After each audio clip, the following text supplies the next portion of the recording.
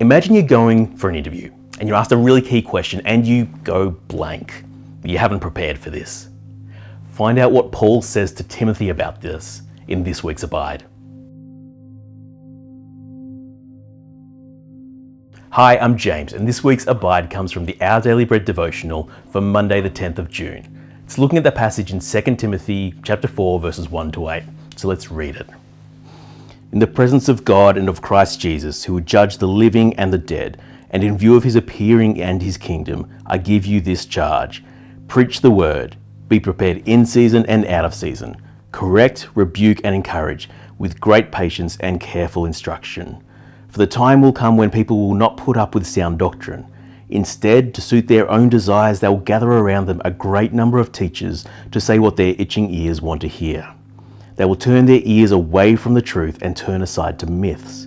But you, keep your head in all situations. Endure hardship, do the work of an evangelist, discharge all the duties of your ministry.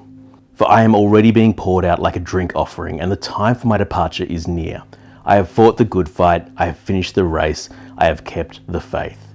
Now there is in store for me the crown of righteousness, which the Lord, the righteous judge, will award to me on that day, and not only to me, but also to all who have longed for his appearing. If you're preparing for an interview or test, you know what you need to do. You need to think through all the questions you might be asked, prepare your responses, and try to think of every possible direction the conversation could go. And that's what this week's passage is about. Paul is setting Timothy up to study, prepare, and practice. But for what? Let's take a step back for a moment and think through where this is all taking place. Paul is in jail as he writes this letter to Timothy, and this particular passage is right at the end of the letter. It's the meaty part of it.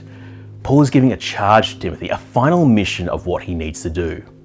Paul senses he's close to death, and in this very personal letter, you could understand him wanting to reassure his friend. But instead, there's a huge gravity to this mission that Paul puts to Timothy. And what is that mission? To preach the word and be prepared to do it. Think back to that interview or test. Imagine if you hadn't done the preparation or spent time learning the material, and then you're asked a question and you go blank.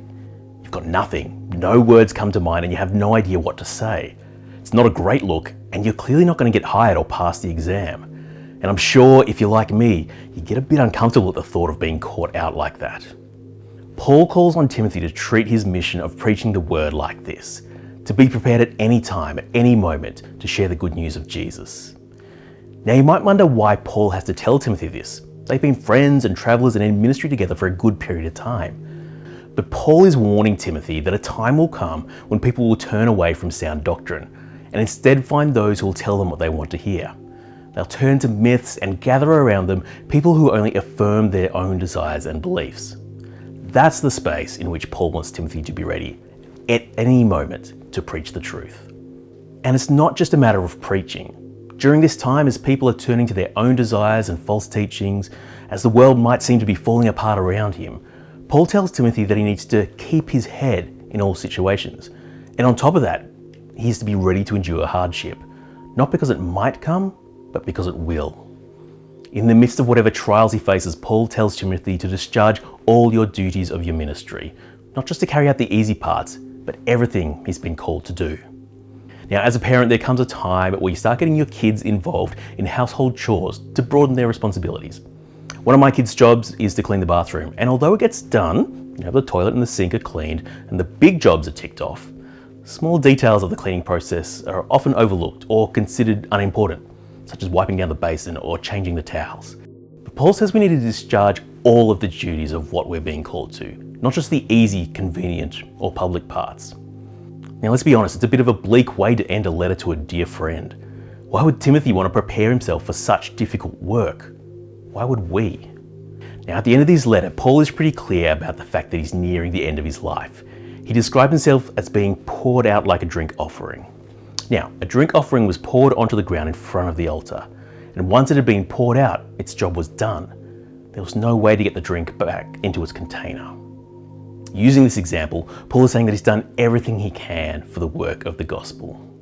But what is waiting for Paul is worth far more than any of the trials Paul has faced. Ahead of him is a crown of righteousness that will be awarded to him by God himself.